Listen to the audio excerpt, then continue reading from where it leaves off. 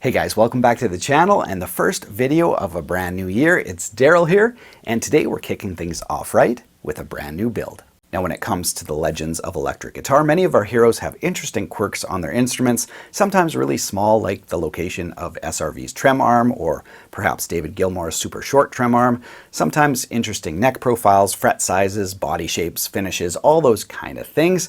But one thing I never got was the scalloped neck. So as you guys know, probably from the title of this video, we are doing a build based around this scalloped neck. So while players like Malmsteen, Blackmore, and Vi have been known to rock scalloped necks, I've never played on one, which is going to make this build pretty interesting. So today is part one in our vintage 80s scalloped neck SuperStrat build. Should be pretty interesting. We're going to go through all the parts, talk about why I chose them and what the parts are, and hopefully have something interesting and cohesive come together.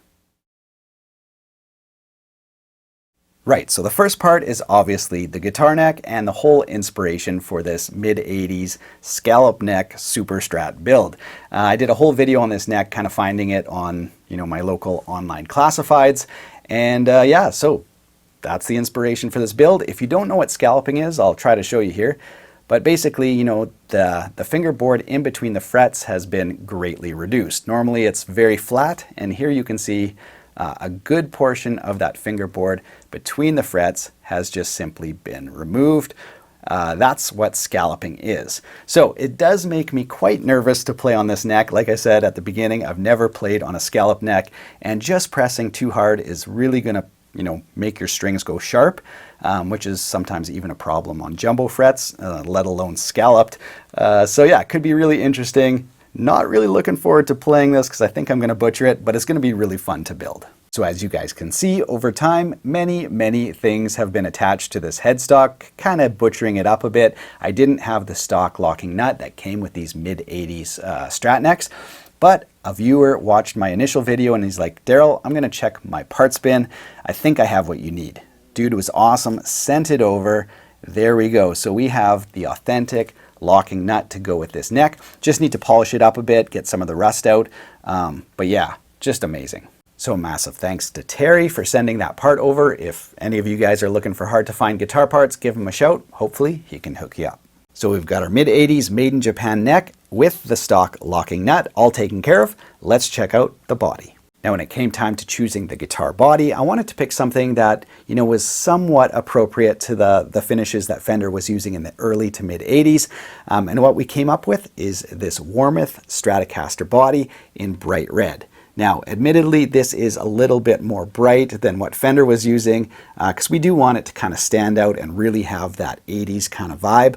So this is a bright red Stratocaster body from Warmoth. Let's take a closer look. So as I was saying, I think this body is going to complement the neck really well, and there are a few notable things about it, namely, hopefully you guys can see this upside down, it says 3.15 in the neck pocket here.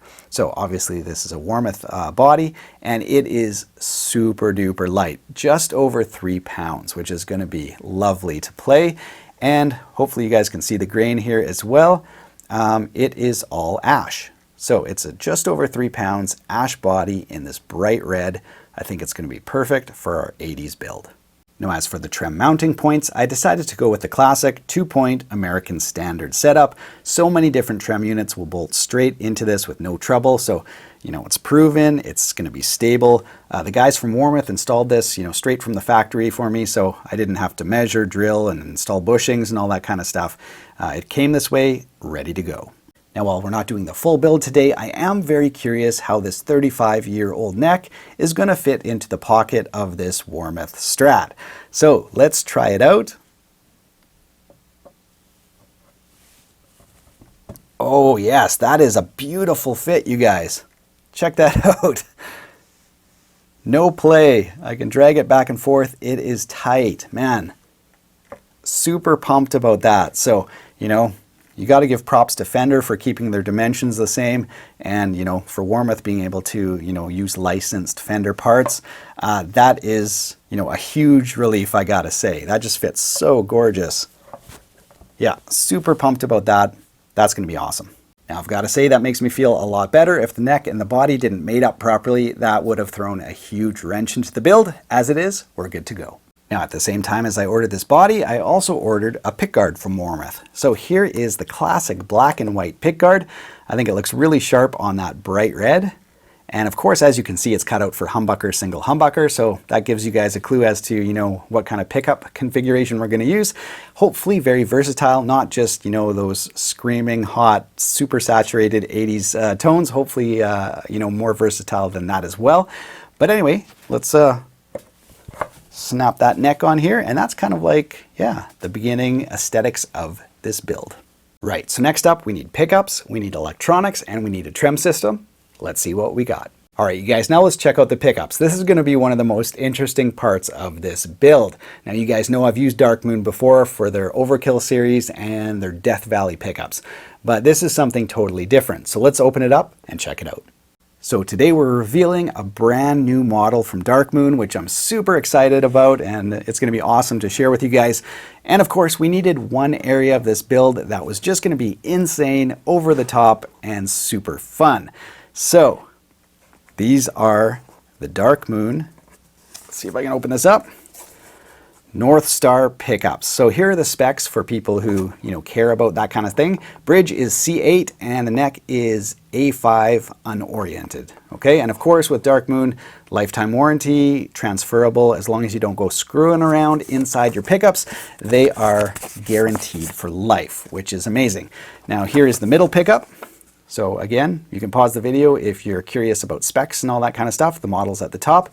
But the humbuckers are the brand new North Star pickups. Now, of course, you can get the North Stars wound up in traditional covers, gold, black, whatever. But we needed to do something that screamed a little 80s. Let's check it out. Oh boy, here we go. So the beauty about Dark Moon is they can do covers, any sort of cover that you can dream of. North Stars won't normally look like this, but we needed to do something a little bit crazy and a little bit fun. So here they are. They're going to be super hot with a traditional middle coil. I do have a white cover for that, so we'll have basically a white and red and black aesthetic. Such amazing looking pickups. Let's see if I can get them out of the box here. There we go. Little peek at the backside. This is going to be incredible. Now to go along with our outrageous pickups, we need some wiring. So I have an HSS kit from Obsidian Wire. Of course, I'll link to all the parts I use in the video description below, but let's check it out. So you guys know I love doing builds, don't like wiring as much. So that's where, 80 to 100 bucks from Obsidian Wire is just money well spent. Just saves you so much time, like literally wiring up this guitar will take, by the time I mount it into the pickguard and do all the wiring, maybe 20 minutes or something like that. It's just so fast compared to, how quickly I solder. So anyway, we've got our Switchcraft output jack there. Excuse me. Set that aside. And we've got something special with this HSS kit. Now with Obsidian Wire stuff, it's really all about this guy right here, which is your solderless connection points. So all you have to do is use a screwdriver, push down on that point, slip your wire in, and you're wired up. And then all your ground wires get put into this little terminal there. So literally no soldering at all. Very, very convenient.